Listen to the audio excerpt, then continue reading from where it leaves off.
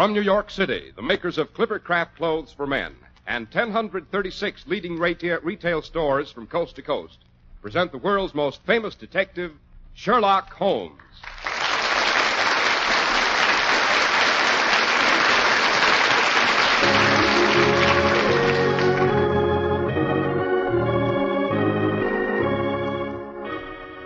This week's adventure, the case of the complicated poisoning at Eel Pie Island. Well, here it is, time for our weekly visit to Dr. Watson, but hello, his study's empty.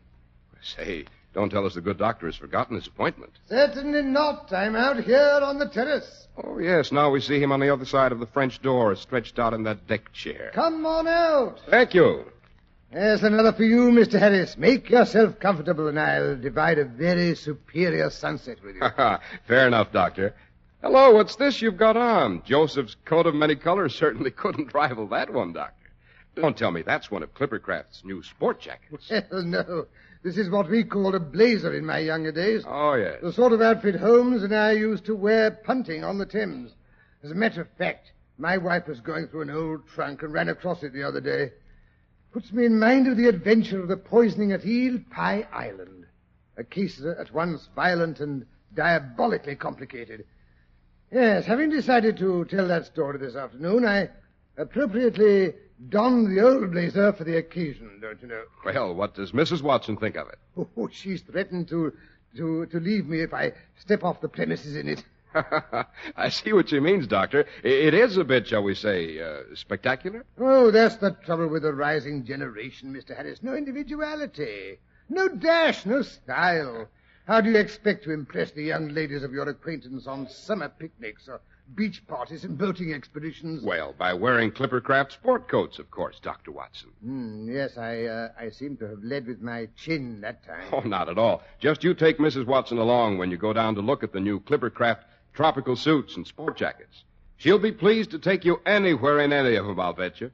And she'll be doubly pleased because they won't knock holes in the family budget either.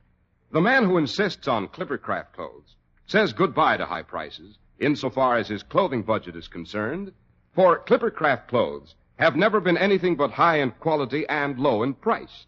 And that goes for today, too, despite rising costs of materials and manufacturing. But great values like Clippercraft's would not be possible without the famous Clippercraft plan. The plan's the reason you can buy high-quality Clippercraft suits for only $40 to $47.50.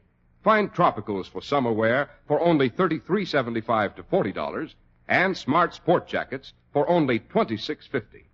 Yes, the great Clippercraft plan that concentrates the buying power of 1,036 of the nation's finest stores from coast to coast provides steady year-round operation, reduces manufacturing and distribution costs, and delivers the savings to you. Now, for your own sake, we urge that you compare Clippercraft with clothes selling for many dollars more. See your Clippercraft dealer tomorrow.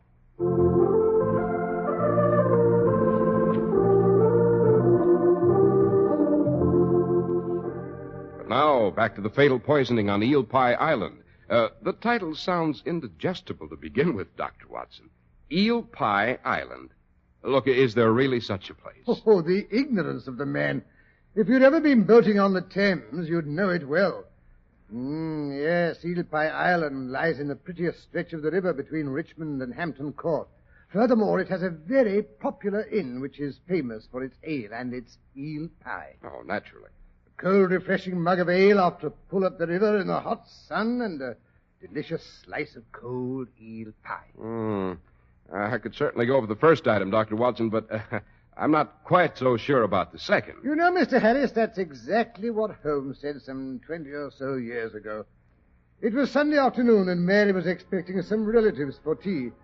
Noticing my agonized expression, she handed me this blazer and suggested Holmes and I go for our annual June boating expedition up the Thames. Consequently, 4 o'clock found us in a 4-oared skiff, briskly skimming past Ham House, the Jacobean seat of the Earl of Dysart, back in 1610, of course. Oh, obviously. Yes, we were skimming. Holmes was as fresh as a daisy after a mile's pull up from Richmond. I'm afraid I had begun to melt.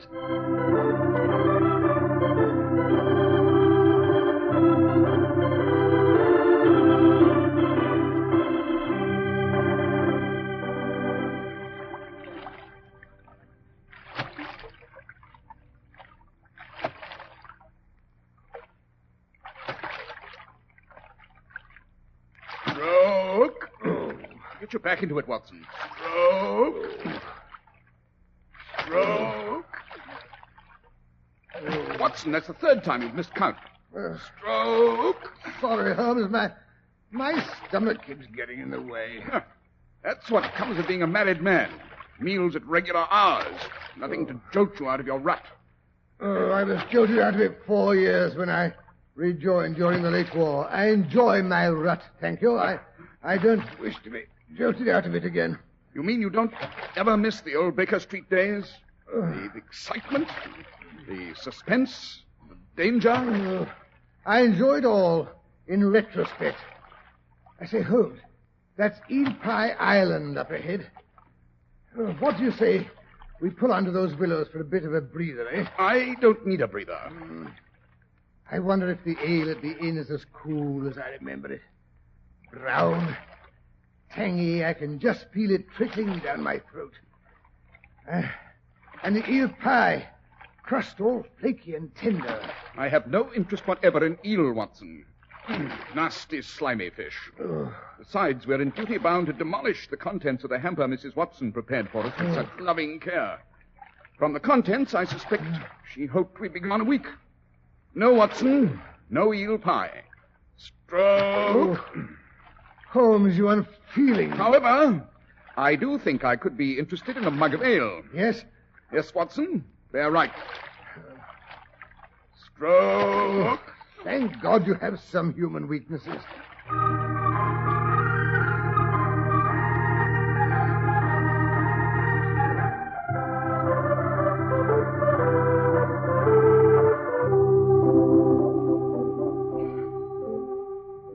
There we are, all tied up and shipshape. Watson, you unpack the hamper while I go for the ale. Oh, no, don't bother. I'll go. I want to stretch my legs. No, Watson, I'll go. I thought of it first. Oh, so you can have an extra mug while you're waiting. No, you don't. We'll both go for the ale. Come along, then. Oh, careful. You nearly landed in the river. Oh, it's these white trousers. They must have shrunk since last summer.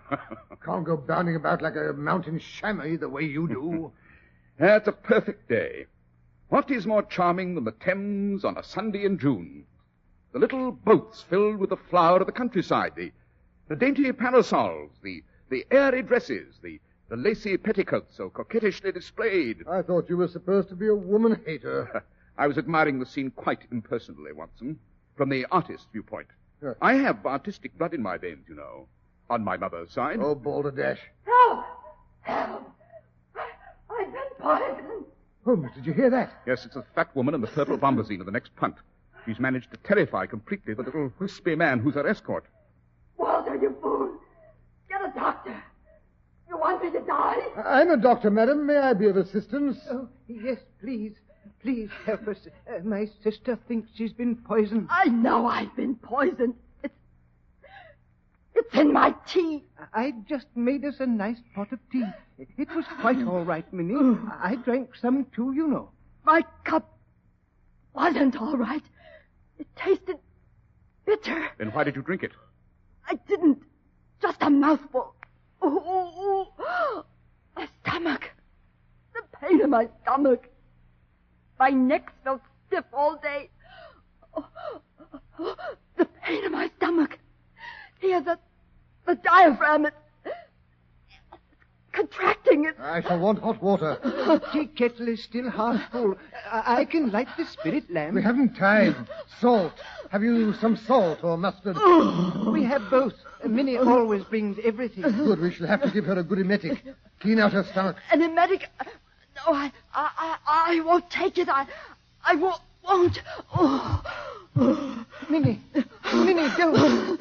Oh, good Lord. I had him convulsed. Yes, marked opisthotonos. That grin. That horrible grin. The rhesus sardonicus, Watson. Chronic spasm. I'm afraid we're too late. Oh.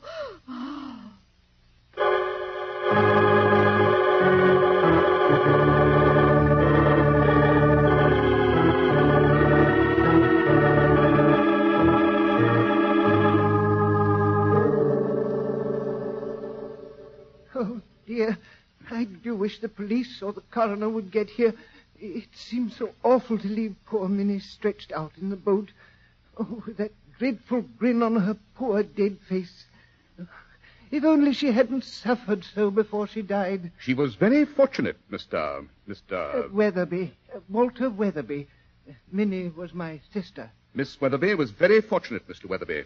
She died remarkably fast, all things considered.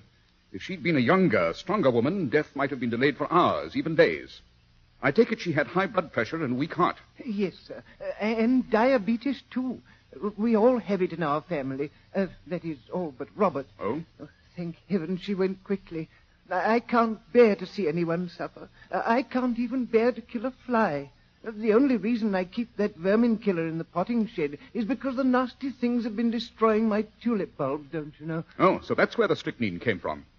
What strychnine? The strychnine that made your sister's cup of tea taste so bitter. Of course, Holmes. That's what brought on those convulsions. Strychnine. They're quite typical.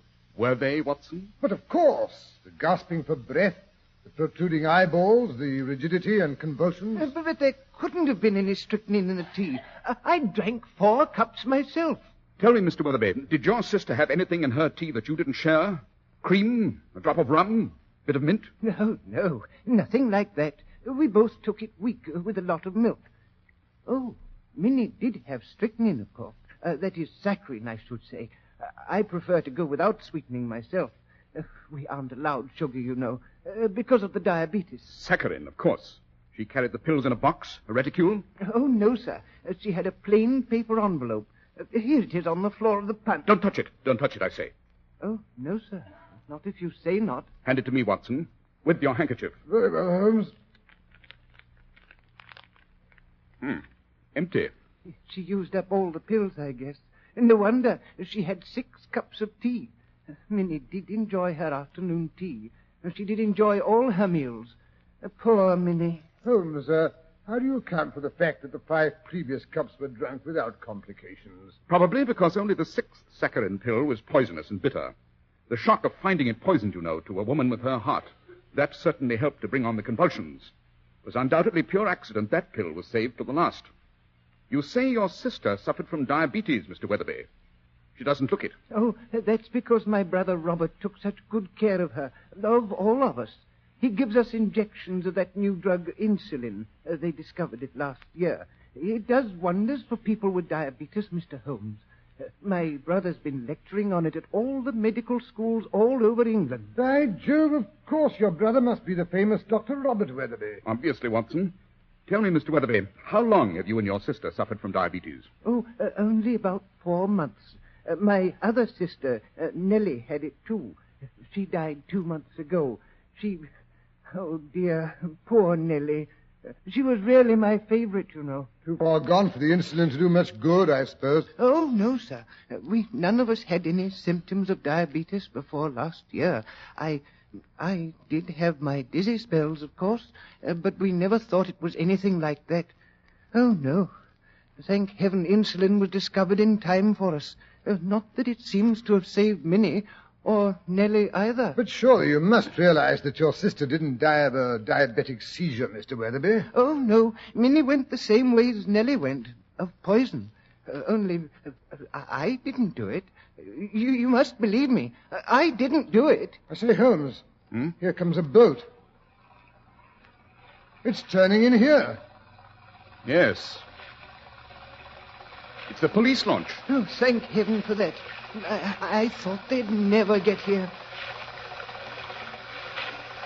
Hello there! Is this where there's been a murder? Well, if it isn't our old friend, the bellowing beagle of Scotland Yard, Inspector Lestrade himself.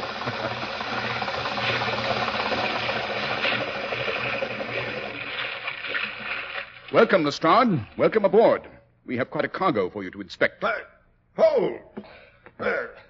How in thunder did you get here? I am a bird of ill omen, Lestrade. I'm attracted to a crime like a vulture to carrion. Oh, Holmes, really? So you admit it is a crime, eh? A murder, Lestrade. A beautifully staged little murder. But look here. I didn't do it. I'm innocent. I wouldn't hurt a fly. Oh, so it's Mr. Walter Weatherby again. And I suppose this is another sister you've done away with so you could inherit her share of the Weatherby mills? No, I didn't do it. I didn't hurt Nellie either. I swear I didn't. I know. You slipped through our fingers the last time. We had our suspicions right enough, but we couldn't prove anything. The jury thought you looked so meek and mild butter wouldn't melt in your mouth, so they brought in a verdict of suicide. And the poison was found in her cough medicine that time. Which poison, Lestrade? Strychnine, Holmes.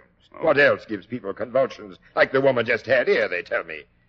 This chap's got a pottage shed of vermin killer all full of strychnine. But I've kept it locked up ever since Nellie killed herself. I carry the key with me. Interesting. We don't need any of your fancy deductions this time, Holmes. This time we caught him red-handed. There was no one in the boat but him and his sister. He gave her a cup of tea and it killed her. He gave her 6 cups of tea, Lestrade. Only the last one seems to have contained anything suspicious. There it is on top of the hamper, and still 3/4 full. Oh, really? I'm surprised you didn't empty it out. I never tamper with clues, Lestrade. I merely point them out. It's up to you to draw your own conclusions. Well, don't worry. I've done that already. This Weatherby chap's guilty, and he won't wiggle out of it this time. By the way, Lestrade, what do you make of the wool scarf wrapped around the victim's neck? It's a hot day, but Minnie's wearing a purple scarf. Next, I suppose you'll tell me she wasn't poisoned, she was strangled. Oh, no, I wouldn't. I mean, I'm not strong enough. Minnie was suffering from a stiff neck. It came on this morning. Robert suggested that I take her out on the river to see if the sun would bake it out. Nevertheless, the scarf is significant, Lestrade, and the violent contractions of the diaphragm. Don't forget those. I suggest you have your best surgeon perform the autopsy. We won't need any autopsy if we find strychnine in that teacup, Holmes. Oh, you'll find strychnine, Lestrade, never fear. What makes you so sure? I tasted it, you know. I tasted it.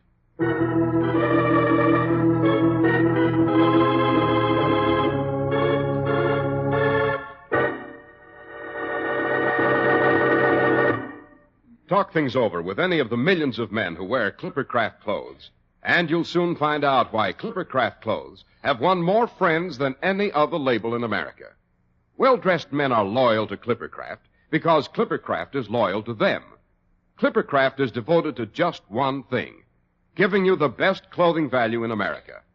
Through the famous Clippercraft plan, you get the benefit of tremendous savings made by concentrating the buying power of 1,036 of the nation's finest stores from coast to coast.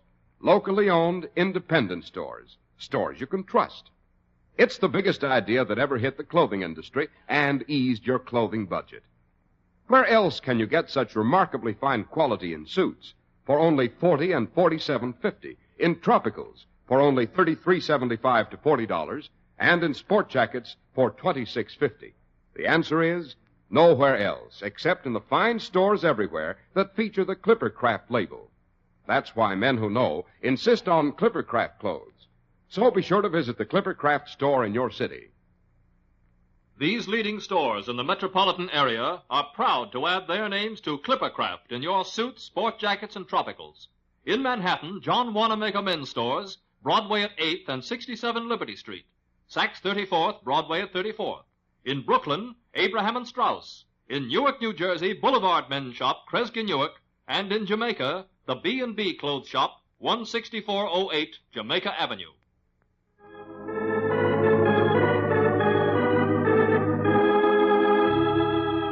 And now back to Sherlock Holmes and Dr. Watson. We find them in the waiting room of the famous Dr. Robert Weatherby. Watson is decidedly ill at ease.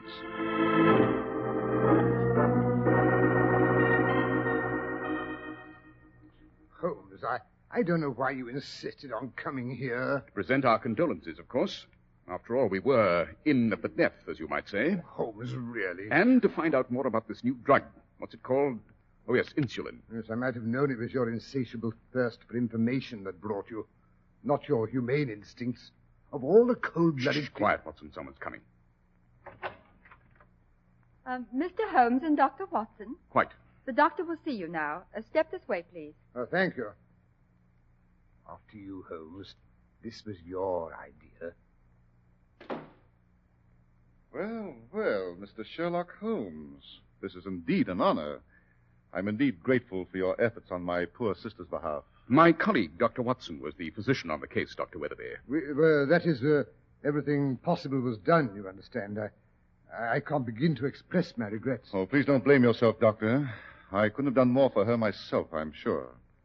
An overdose of strychnine is so violent and so sudden, don't you know? Then the autopsy showed strychnine. There was no autopsy necessary, Mr. Holmes.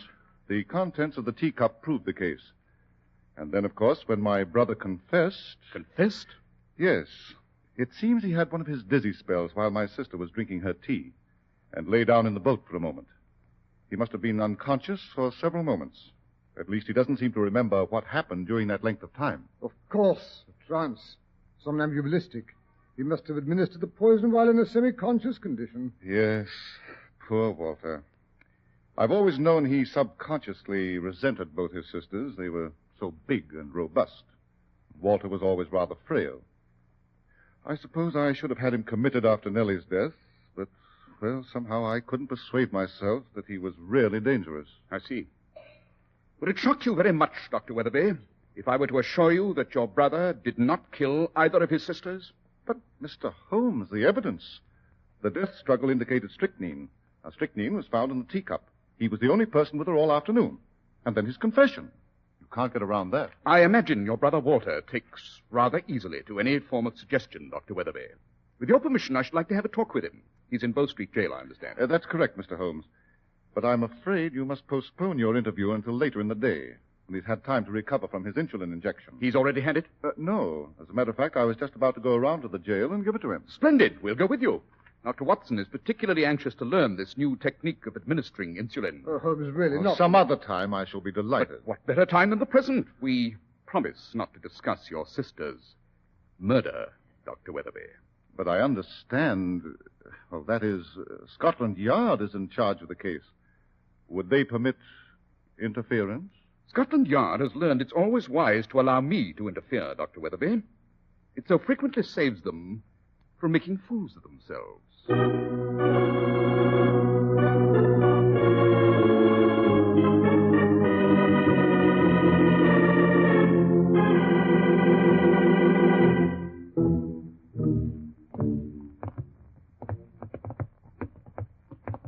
This way, gentlemen, please.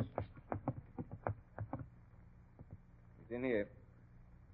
Wait a moment till I unlock his cell. Step inside, please, gentlemen. Thank you. Well, Walter, we've come to see you. You remember us, Mr. Holmes and Dr. Watson? Oh, Robert, I didn't think you'd ever want to speak to me again. And these kind gentlemen, Robert, they did all that they could, Robert. Oh, it was too horrible the way she died. Easy, old chap, easy. Oh, but how could I? Oh, my mind is all blurry. Everything is all confused. Yes, that's because you haven't had your insulin. That's right, Walter. Now, you just wait till I fix the hypodermic. You'll feel better in no time after your injection. Just sit down, Walter. Roll up your sleeve. Well, quite a little party we're having here this morning. They told me you'd crashed in again, Holmes. Morning, Lestrade. Well, if it's against the regulations, Inspector Lestrade, I mean, it was his idea, not mine. He assured me... Quite all right, Dr. Weatherby. Scotland Yard grumbles a good deal about Sherlock Holmes's interference, but we found out it's sometimes a good idea to let him rave. Many thanks, Lestrade. As a matter of fact, you came just in time. We are about to witness a very interesting demonstration. Oh, an injection of insulin isn't as drastic as all that, Mr. Holmes. In a few years, thousands of people will be getting insulin daily, injecting it themselves in all probability. Now, hold out your arm, Walter. Then it's really quite harmless. I mean, even to a person not suffering from diabetes. Oh, yes.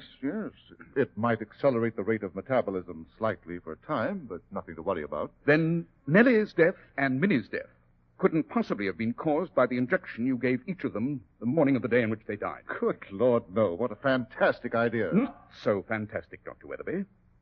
I'm quite convinced that neither Minnie nor your brother here suffer from diabetes. Your sister Nellie I didn't see, unfortunately. My dear Mr. Holmes, without a blood test, how can you possibly tell? I had the eye of the trained diagnostician, Dr. Weatherby. The tone of the skin was too healthy, particularly in Minnie's case. No, I suggest you were giving your brother and sister injections for a much more sinister reason, Doctor. But that's preposterous. Even if they proved not to be diabetic, insulin injections wouldn't harm them. I grant you all but the final injections were harmless, Doctor. Nonsense. My sister certainly didn't die from any injections I gave them. Death in both cases was later, much later. You're positive those injections were harmless? Positive. You wouldn't care to prove it by giving yourself the injection you've just prepared for your brother. Why, that is, if I do, I won't be able to give him his dose. I only have one with me. As you can see, Walter is near collapse. I won't be responsible if he doesn't get his insulin. I prepared for that emergency, and Dr. Watson has brought along a small amount of the drug. I'm sure it'll suffice. But this is really too ridiculous. Well, now, I'm not so sure. You say it won't hurt you to take that insulin. Go ahead and take it. Why, I know it sounds silly, but I've never had the nerve to give myself an injection. Oh, I'd be happy to oblige. No, Watson, let me. I'm quite good at it. And I don't want any accidents with the contents of that hypodermic. Now then, give it to me. Give it to me, I say. No, you can't make me. You can't. Stand back. Don't anyone touch that broken hypodermic or the fluid it contained. Good Lord. Why not? Unless I'm very much mistaken. It's a particularly deadly culture of tetanus bacteria. I'll just take a sample. Carefully. Between these glass slides. Now, Lestrade, if you'll tell the guard to bring the strongest carbolic acid he can find, I'd say we'll have this case just about washed up.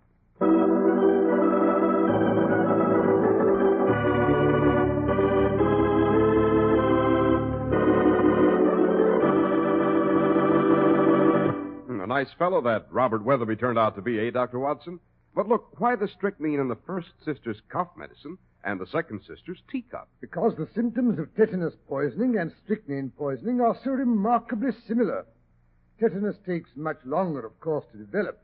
Robert could be sure of being at a safe distance when the death occurred. Diabolical, I'd say. Yes.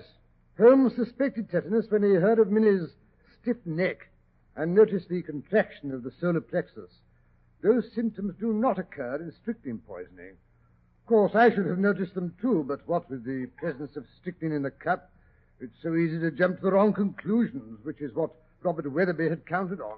But again, why did Dr. Weatherby plant the strychnine? To implicate his brother, who was known to have a quantity in his possession. Nothing like killing off the whole family in one fell swoop. Yes, and he would probably have gotten away with it if Sherlock Holmes hadn't happened along. But now, isn't it about time for that suggestion about next week's story? It certainly is, Dr. Watson. Well, next week now, let me think. Suppose I tell you about a visit Holmes and I paid to Castle Mortlake, and how I was splattered with blood from a famous silver chandelier that was supposed to bleed whenever a catastrophe occurred in the family. It wasn't ordinary blood, however. Yes, that was an adventure in which Holmes' knowledge of bee culture came in very handy.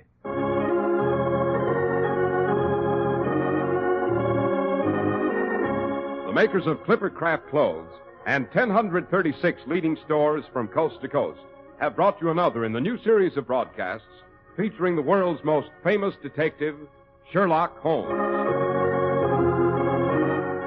Our stories are based upon the character Sherlock Holmes, created by Sir Arthur Conan Doyle. Sherlock Holmes is played by John Stanley, Dr. Watson by Alfred Shirley, and the dramatizations are by Edith Meiser. Sherlock Holmes is produced and directed by Basil Lochran. Special music by Albert Berman. If you don't know your Clippercraft dealer, write Clippercraft, 200 Fifth Avenue, New York City. Be sure to listen next week to Sherlock Holmes in The Case of the Bleeding Chandelier. This is Cy Harris speaking for Clippercraft Clothes. This is the Mutual Broadcasting System.